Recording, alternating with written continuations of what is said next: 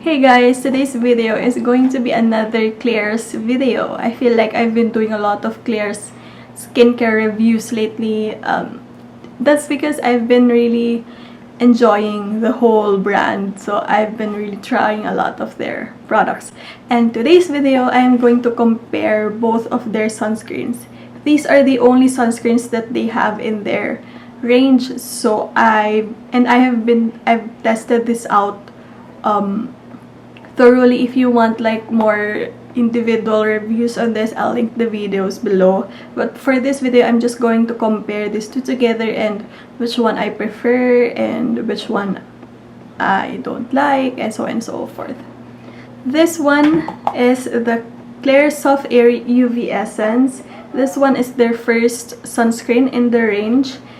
The Klairs products are very simple and they're very arranged. So the one that comes in this white packaging is part of their brightening range, skincare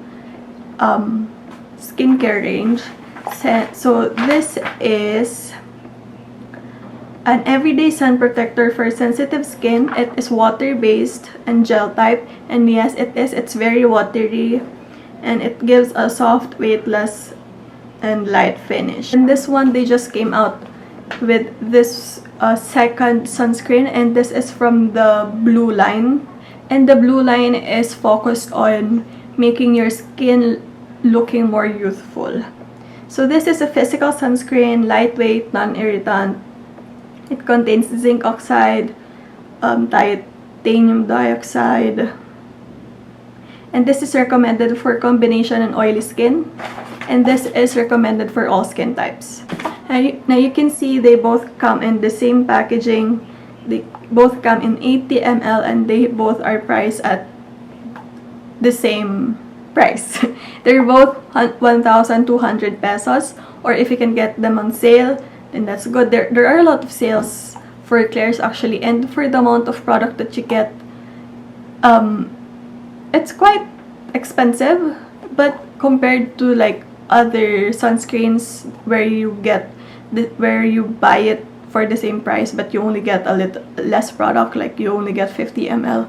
I think even though this one is the same range as those, this one is more budget friendly because this contains a lot more product, and the claims are so good and the performance is so good. As I mentioned, I've already reviewed this, and both of this, they're good for my oily, sensitive, and acne prone skin.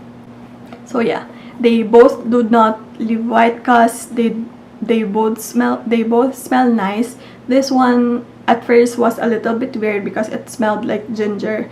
This one smells super fresh, but I have since gotten used to the smell of this, so it doesn't really bother me anymore, and the scent does not really linger. So if someone kisses you or hugs you, they won't be able to smell that gingery smell because it goes away after a few moments.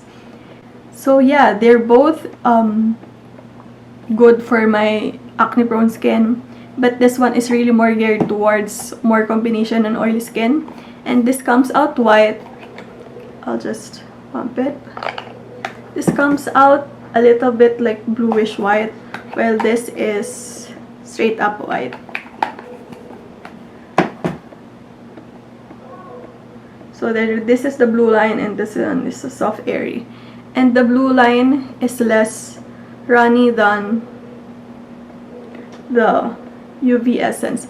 Performance wise, they're both the same. Price wise, they're both the same. So it's really hard for me to pick up because they both perform well. And however, if I really have to choose, I'd choose this Midday Blue UV Shield because it's really more geared towards my skin type, which is oily skin. I mean, this one is good. I still use this and I will still repurchase this. But for me, this can be a little bit too runny.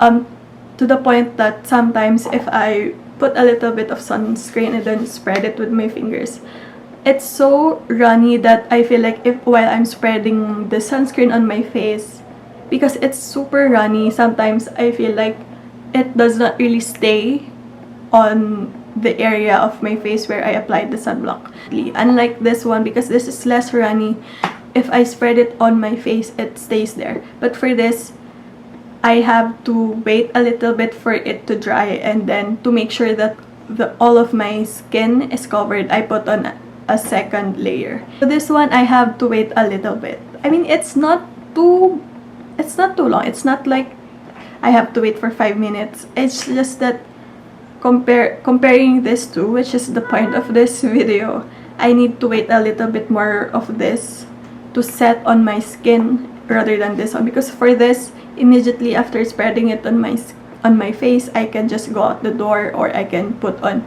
my makeup immediately. But this one, I need to let it dry a little bit. But saying that, I can't really say that that's a disadvantage of this one, because sometimes during the colder season here, if my skin is a little bit dry, I would go for this one because it's more liquidy. And if it's hotter, I'd go for this one. For me, there's really no advantage or disadvantage of this one. It just depends on the weather. It just depends on what my skin felt like that day. But for me, I like the fact that I can use both of this. I like the fact that they're both readily available. They're both perform well on my skin. They're both good for my skin. They don't break me out. So yeah, that's it. I hope this was helpful. I think this was more of a rambling video rather than a review, but I hope it was still helpful. I will use this during the colder seasons. I'll use this when my skin feels a bit more oily, or if it's hotter, so I sweat a lot, so my oils will come out more. So yeah, that's it. I hope you found this video helpful. Don't forget to like and subscribe, and I'll see you in my next video. Bye.